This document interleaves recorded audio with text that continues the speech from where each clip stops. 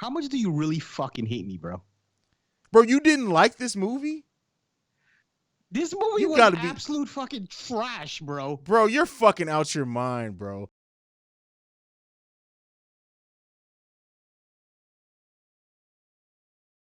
But let's see about this movie. So we're going to go ahead. We're going to play a trailer for Never Hike Alone. And then we're going to get into the review for it. We'll be right back after this. Approximately 8:30 a.m., the officers arrived at Camp Crystal Lake. Identified as Pamela Voorhees, 49, a former employee of the camp. Report that what you're about to see almost defies description, and some of you may not want to watch it. Pending investigation, Camp Crystal Lake has been closed indefinitely. Check 1, 2. Hey everyone, Kyle McLeod here, checking in on another glorious backcountry adventure. This week, we're going to be venturing through the Wessex County National Forest. I should mention, this hike is not for the weary, so I recommend only intermediate to advanced levels tackle this route. Intermediate, maybe, advanced definitely. So don't be catching any noobs out here.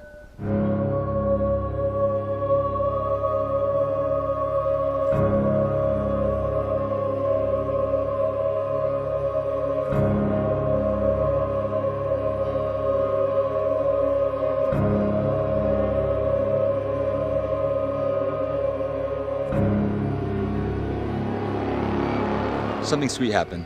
I found this old trail marker on the other side of the creek. Now, it's not marked in the guidebook, but I think it's worth checking out.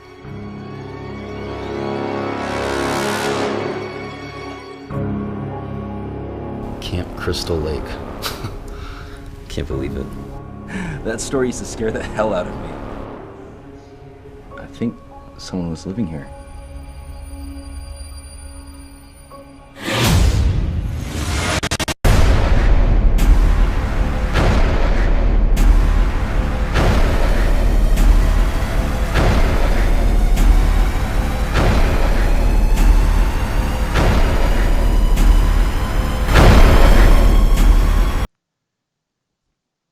All right, JB, so I fought every bone in my body to not ask you what you thought about this movie because I wanted to get the take here. I've hyped this up. I told you about it. I brought this to the table. That's why we're reviewing it. I will admittedly, once we get to Never Hike in the Snow, was a little bit disappointed by that one. It was still solid, especially for when you think about it. But Never Hike Alone, a Jason fan film made for $17,000. What did you think about it?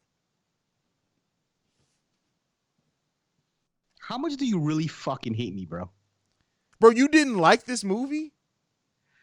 This movie was absolute fucking trash, bro. Bro, you're fucking out your mind, bro. And you know what? I honestly feel like you just have that opinion because people like this movie. You're like, what are you talking about? This is a Jason movie. This is exactly what Friday the 13th started off with. It went back to everything with basics with Jason.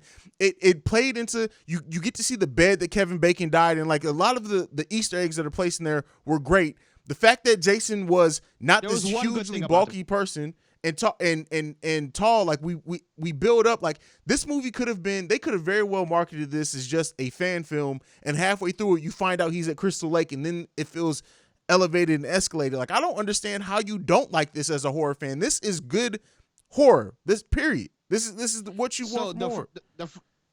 The first thing is there are some good things that I'll mention in a second, but some things is number one, it didn't have that you just called it actually. Jason, I'm used to being like this tall, bulky guy. When I saw this guy, it wasn't the same. I'm like, what is Jason lose weight or some shit? He wasn't. That's not how Jason started. That's something very minor. Hold on, that's something very minor. My issue here is the storyline, the plot. You have one guy for 20 minutes of the movie by himself just walking through shit. They could have made that whole shit 5 minutes, to be honest with you. I can agree with that. To me, I can agree with that. Now, from the point we saw Jason until the end, perfect. I love it. Okay. But the first 20 minutes, but keep in mind the movie's fucking leaving out credits is like 45 minutes. So basically half of your movie is nothing. They could have did this whole thing in 25 minutes. Now, from the point you got Jason, yes, from that point until the end, I'm okay with. Also, and not to jump ahead, the fact that we got Tommy Jarvis to come back, and you know, you talk about these Easter eggs, that was awesome. That whole ambulance scene in the end, which we'll get to, I was okay with all that. My first 20 to 25 minutes is where I have the real issue. Okay, I will say, a on a fair positive critique. note, Go ahead. on a positive note, in both movies, and I won't talk about the second movie yet. For $17,000, bro, the production value is amazing, in my opinion. Those drone shots are beautiful in this and the sequel. But honestly, if you're saying your problem was the lead up, that's to me was the only critique that you can have in this movie. For 17,000, you can have a critique with how Jason looked like. I almost wish they wouldn't have shown him without a mask at that one point. By the way, full spoilers. But I can see, so at least the way that I took it when I'm watching it, right? Because I'm anticipating it. I'm like, all right, when's Jason coming? When's Jason coming? When's Jason coming? But I like the fact that it's like, this dude didn't know that he was even near Camp Crystal Lake. The fact that it seems like they're trying to hide it to play it, that it may have been a myth or whatever. It adds to that mythology. But I can't agree with, there was so much of him alone that it was just like, I think, to your point, and this is what the second one was shorter, so maybe that was a critique that even the director realized after the fact. If you cut this down to a 45-minute movie, let's say 38 minutes, then what do you think? So that fixed most of your critique. So you basically shaved off about 7 minutes, and if you're going to tell me those 7 minutes came off the top, I'm absolutely with you. Now, also, they could have left it the same exact time, and they could to steal something from the Halloween movies. You know, some of the Halloween movies, you don't get a lot of Michael Myers on screen. Yeah. However, what they do is they give a illusion that Michael Myers is around the area. He's looking from afar. You might see like a shadow. If they could have done a little bit of that, I think that would have been okay. One thing that I also did like was I actually thought we're going to get like literally 5 minutes of Jason, like himself, but we got a good chunk of Jason. At least we got a good chunk of Jason. Like once he shows up, of him. Once he shows up, he's in pretty much the rest of the movie. And so another thing that I want to talk about here is the main character. I like the fact that he got physical with Jason. And that's something that we really don't see, and that's why I do like that they didn't make him this huge. He's tall and he's not like scrawny or anything. He's not the bulky wrestler type. He's not Kane Hodder, who's just a fucking tank. But he's tall. And the director actually played, the person who directed this is the person who's playing Jason in both these movies, which is fucking amazing too that he was able to get behind the mask. But I like that they didn't make him super big, so it makes him more realistic when this guy who is an athletic guy isn't just getting tossed around. He's like, no, I'm gonna try to fuck you up the best I can too. And then towards the end, like when him and Jason are having that kind of final standoff, and he cuts Jason in the neck and Jason stabs him, I'm like, yeah, fuck yeah. Like we don't get to see somebody really. The most that I can think we got somebody really trying to fight with Jason X, which I fucking don't like to admit that the black guy in there, towards the end, he got into a full on fist fight with Jason. It's always black guys. Then Jason goes to Manhattan, the guy who tried to box him on the on the rooftop. But for the most part, we really don't see people try to get physical with Jason too much. So I like that aspect of it. Yeah, I agree with you. Like I said, there's good and bad to this film. Mm-hmm. The actor, the main guy, I don't even know what his name is. I think he did a okay job as best as you can do. It's really hard when you're the only person and you're by yourself. It's kind of hard. So yeah, I mean I don't know, man. Another thing is when you watch horror movies, specifically horror movies, and you have the bad guy going after whoever your main person is, usually you garner some sort of sympathy. You don't want to see them die. Because this is a short film, not it has anything to do with the guy's acting or anything. It's really hard to garner sympathy off of someone that you've only seen for 15 minutes or something.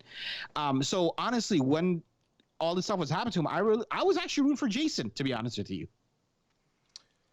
And maybe that's why they had that long period of time. And maybe they thought that's why that's what would hook us into him. I think anytime, and like when you have an iconic slasher movie, we're always going to be rooting for fucking that person at this point.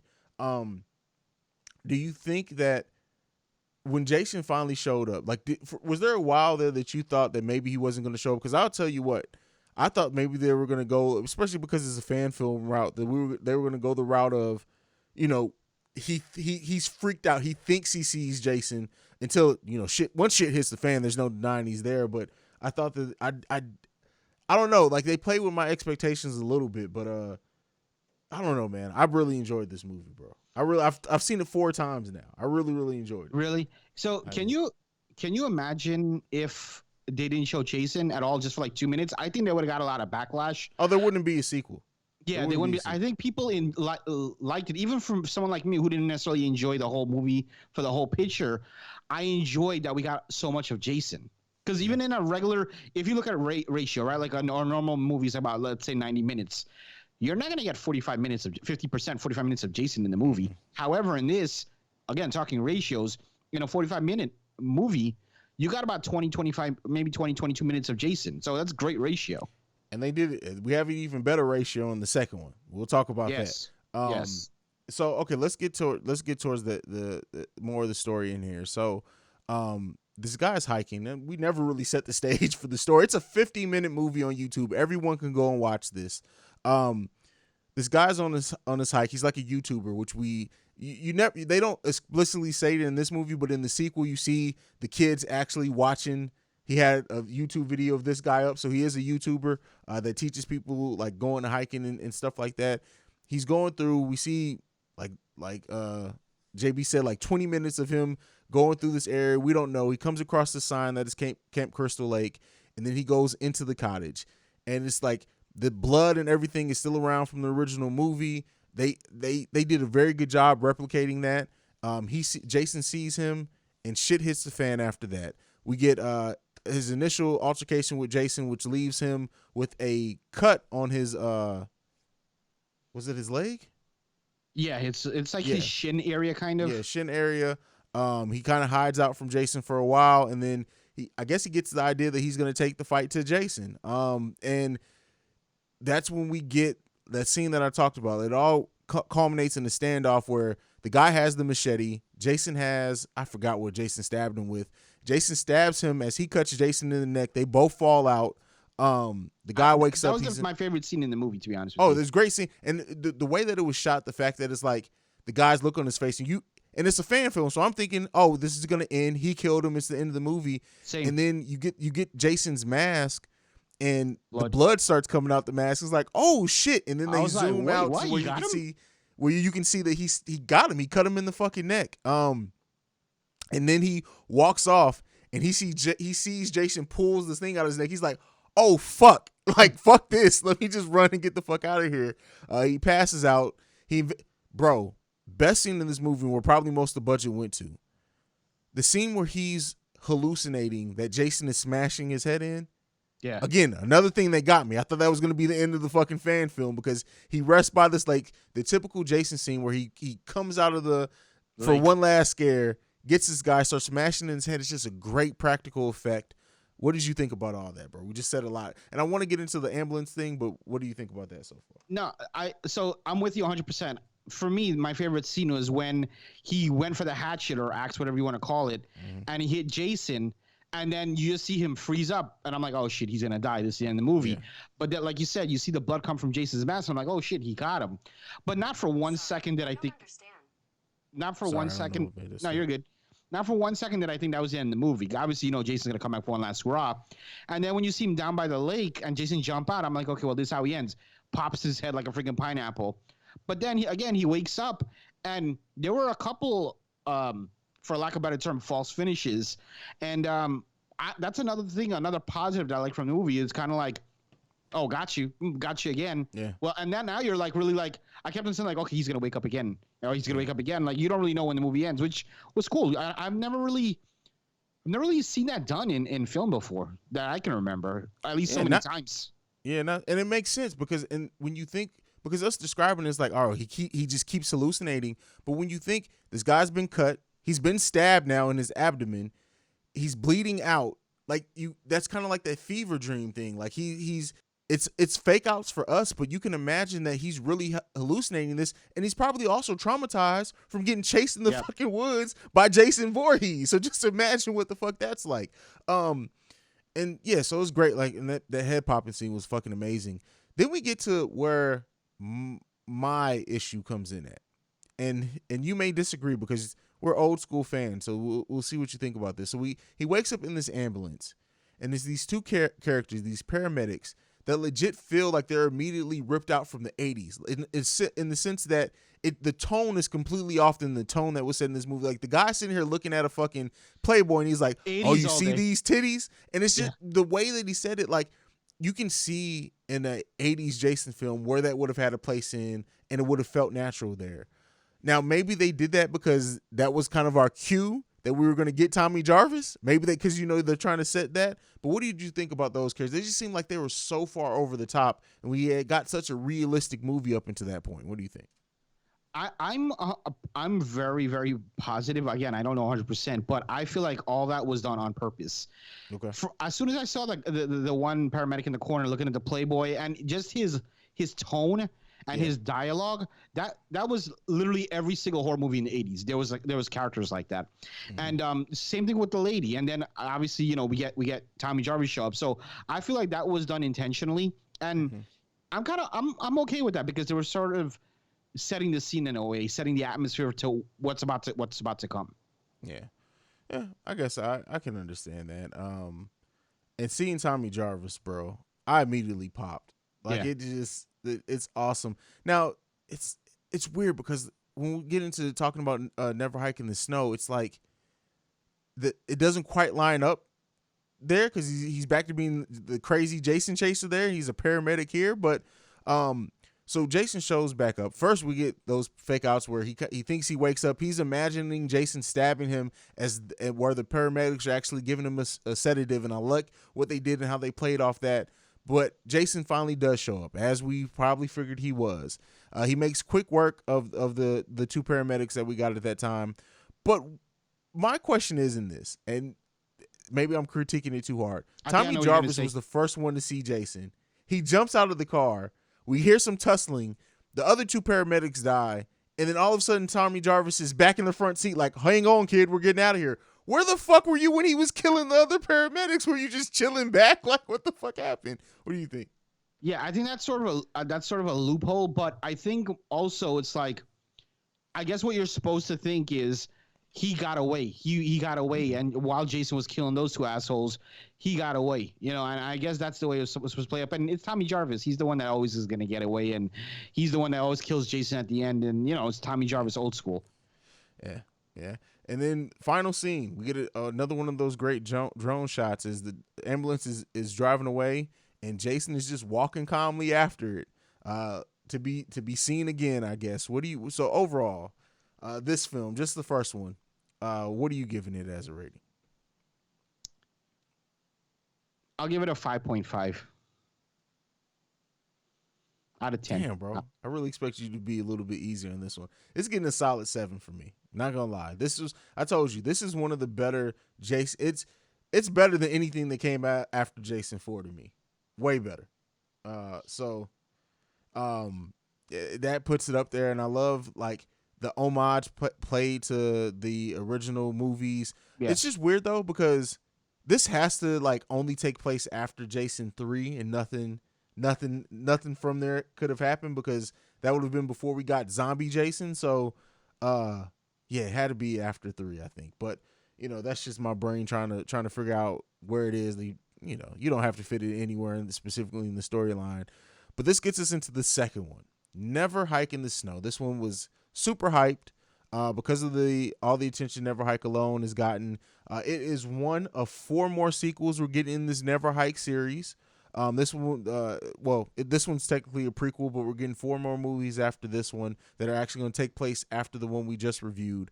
This one is a prequel. And what I will say, everything that you just said about the first one completely goes out of the way of this one. As far as it taking too long to build up, we get Jason in the first 5 minutes, and we get one of the best kills I think in fucking any.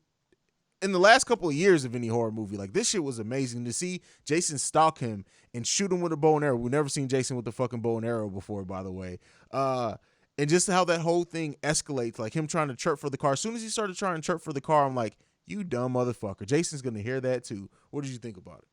So off rip, the first 10, 15 minutes of this movie I had a way better feeling than, and by the way, I saw these movies back to back, one right after the other, 2 minutes apart. So the first 10, 15 minutes, I was immediately invested. Just the way it started, it kind of reminds me like a video game. Like you know, in that opening sequence, there's sort of a chase scene or something like that. Yeah. And that's what we got. And immediately, there's so many elements I'm not used to. Jason in the snow, we've never seen that. Mm-hmm. Jason with the bow and arrow. I saw the bow and arrow, and I was about to be like, "What the hell? That doesn't make sense." And then I was like, "Well, it's actually pretty cool because we've never seen Jason with a bow and arrow." And that killed, bro. Fuck Friday the 13th. Fuck streaming movies. Fuck all. That's one of the best kills in horror. Period. Oh, okay. I like in horror. Period. That was one I rewinded a couple of times, not because I'm sick and crazy, but the way it was done was just really good. And like they paid so much attention to detail. I don't know if you realize, you saw like his kind of tongue hanging out, and it was done really well. That whole scene was done well. But my gripe is the same issues I sort of had with part 1. Sort of flip it around. The beginning of this is great, and then it slowly goes downhill. Now, the great thing is this movie's like 31 minutes. Taking out credits about 25 minutes, so it wasn't too much. But I understand why they did this stuff after the initial sequence, but at that point, the guy is freaking dead. So the rest of the stuff doesn't even matter. The guy's dead. They're looking for a dead person already. Yeah. Well, I mean, but it plays into this thing, right? Because all right, so we get that great opening kill. Jason actually writes his name on the guy's car, right? Yes. No, it's on the police car later on. And so the sheriff in this case is this whole time he's trying to cover it up. He's like, "Oh, put salt down. We don't want people digging around." And then you find him going to this kid's house and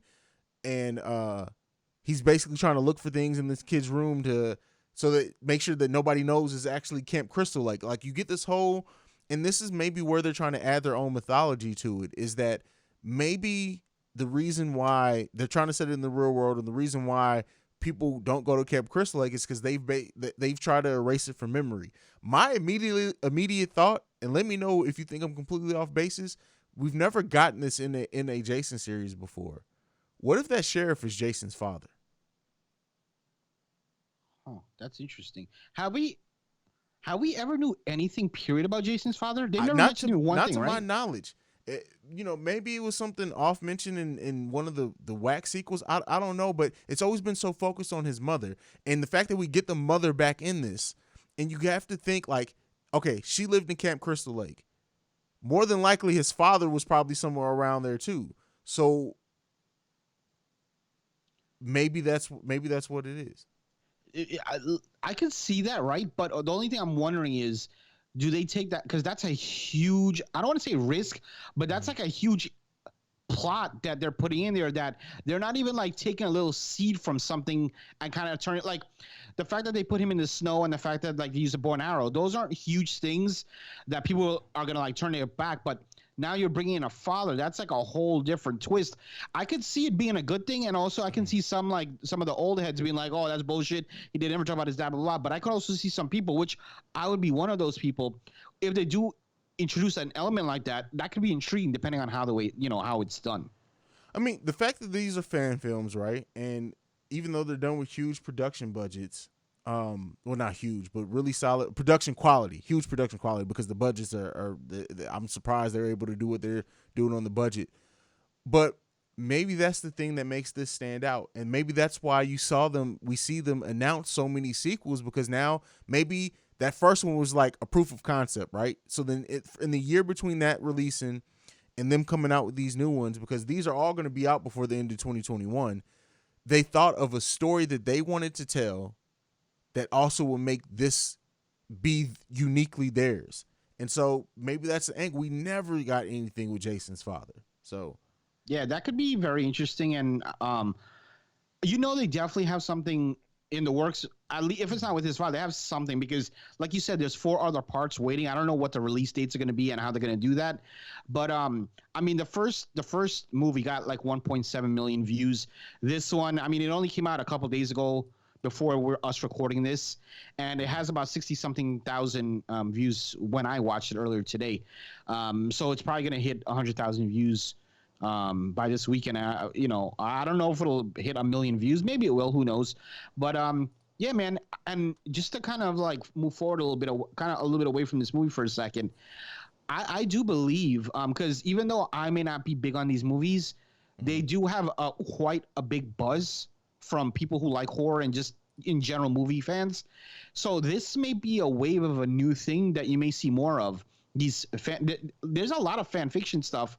There's a lot of fan films on YouTube. Yeah. Yes, there's a bunch of them in all kind of genres. It's just that it's not widely known or people don't really look into it. This is the second or third fan fiction sort of thing I saw.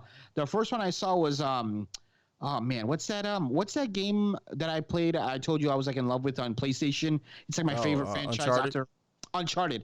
There was an Uncharted one. It was very short, like maybe 20 minutes, and I thought it was awesome. So people are doing some good stuff. And these are I don't want to call them amateurs, but they don't have those big budgets and those big big studios backing them. So I say give us more of those. Yeah, I mean, this could be a whole thing that, like, especially with quarantine that's happening and movie theaters not being open, you got to think that some of these filmmakers that are at home or that are independent or whatever are like watching this thinking, okay, could this be viable? And it doesn't even have to necessarily be, yeah, you get more views. If people hear that it's a Jason, a Friday the 13th movie, they're more likely to come out than hearing, oh, some random YouTuber released a horror film with no name attached to it. But could you imagine, especially the studios that did this, they're going to have a cachet now of people who trust them with horror, right? They're like a mini Blumhouse when you think about it for what they're able to do. And these movies look great. So who's to say they don't use these Jason movies now to build up their stock, library, as you say? Well, they do have, if you go on their YouTube channel, which I think they're called Womp Stomp Studios. Womp Studios. Yeah, Womp Stomp or Womp Studios, something like that. If you go on their YouTube channel, they have teasers of some, and they all look like horror. So it looks like they're going to be horror specific.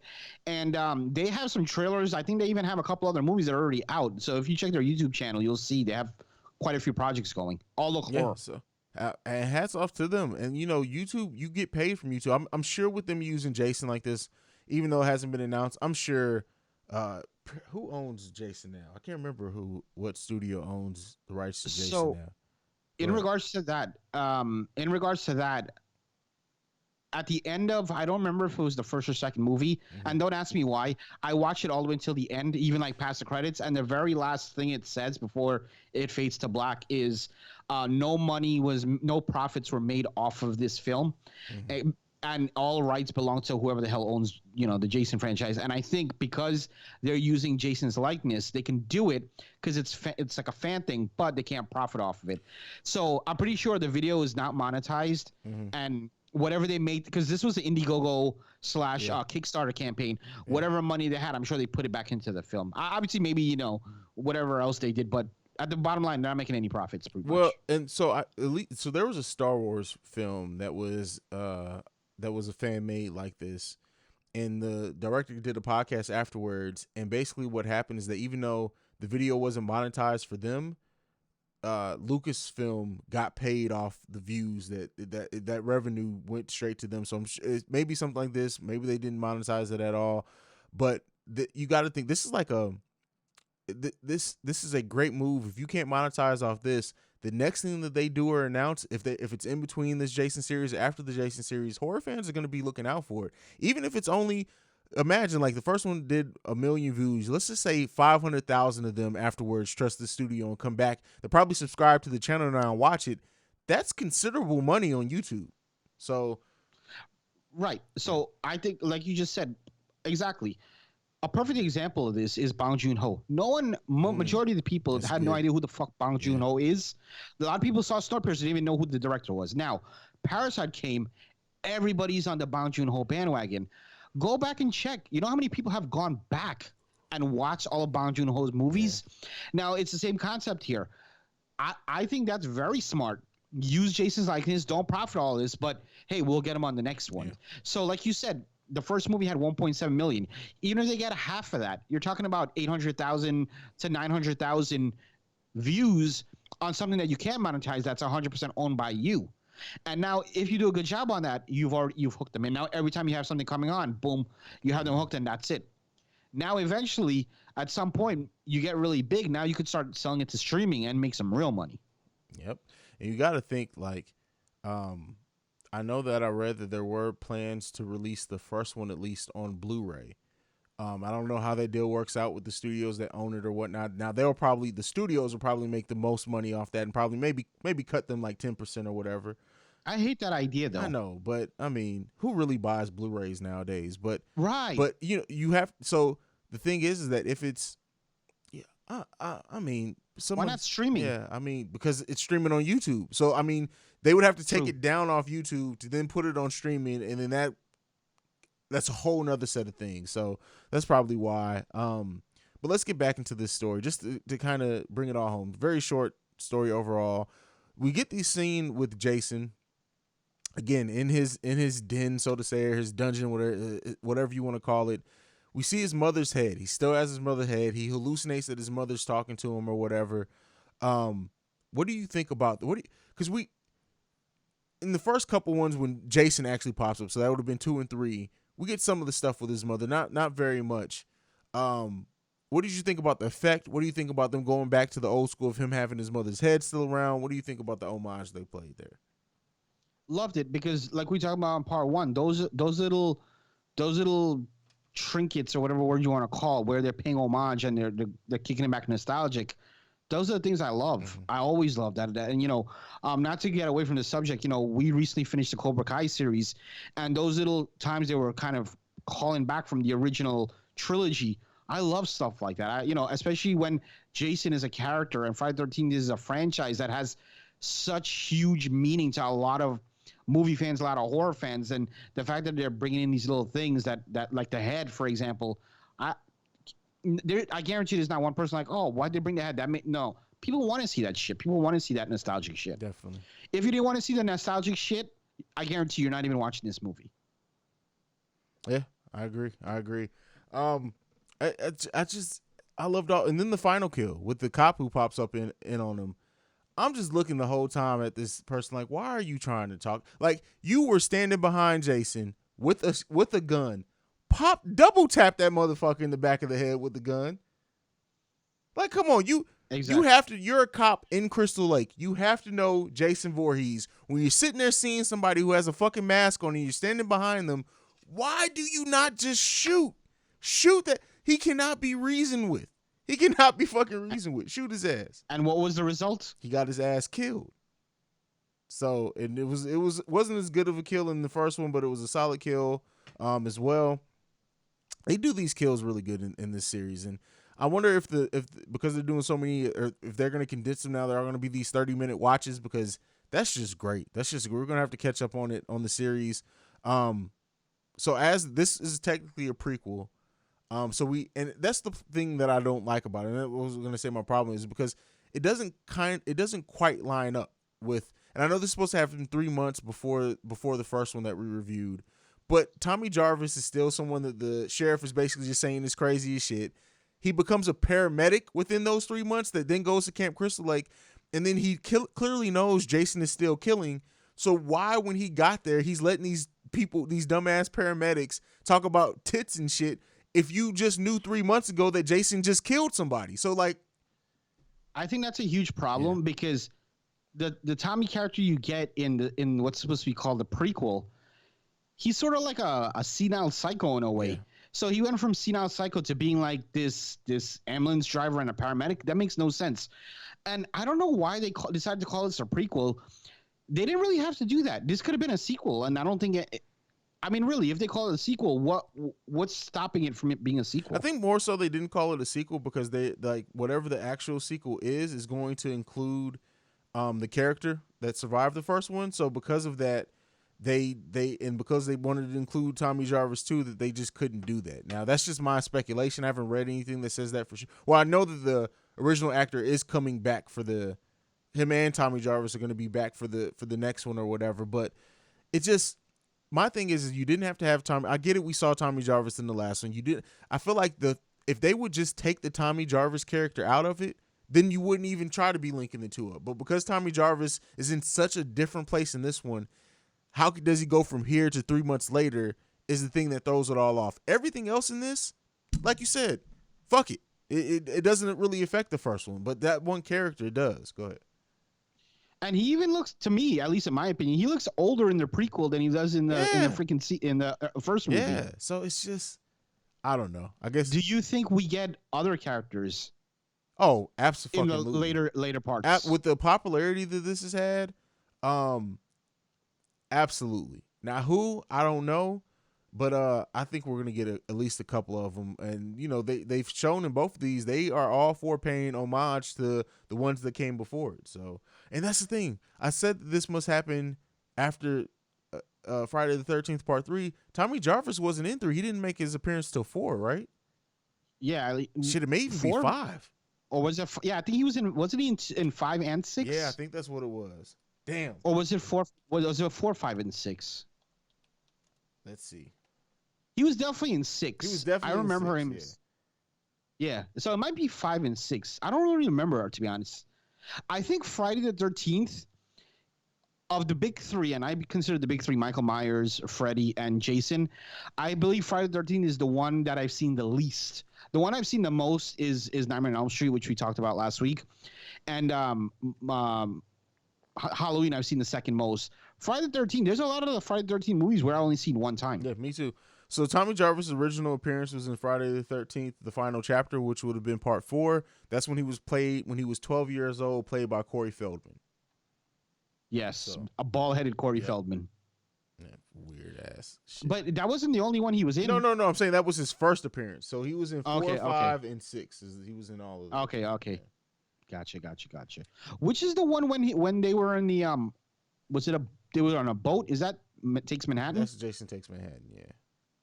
I think that and Jason Goes to Hell are the ones I've seen the most. Me too. Jason. So just like when we talked about, we were just talking about Dream Warriors and Freddy and how Dream Warriors was the one that I saw the most. So I didn't even see the first one. Jason Goes to Manhattan was the one I saw the most of growing up. I feel like it was always on.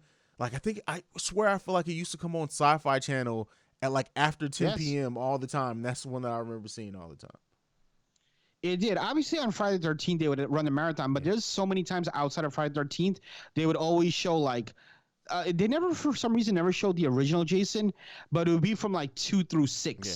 It would show all the time. And Jason 9 not Jason 9 Goes to Hell. I don't know what part Goes to Hell was. Might have been 8 or 9. I don't remember. I seen that a bunch of times as well. Yeah. All right, bro. I mean, overall, this is how do you rank this one? This one, to me, was better than the first one. Mm-hmm. Just in my opinion, I would give this one. I'll give this one a 6.5, maybe a 7. No, I'll go with a 7. 7. That's okay. Because this one, it's crazy. Because this one is shorter by a lot, by 20 minutes. But I feel there was more substance to this one, which is freaking weird. They cut the fluff out. There's no fluff. Yeah. You get right to Jason real quick. And even the stuff when Jason, we start off with Jason. We don't have Jason for 5 to 8 minutes, which doesn't sound like long, but in a movie that's only 30 minutes, that's considerable time. But I was so engaged in trying to figure out what the fuck the sheriff was trying to do that I really didn't think about it much. So yeah, this one was just way better paced than the one before it, which is always good when you can cut out some of that fluff time.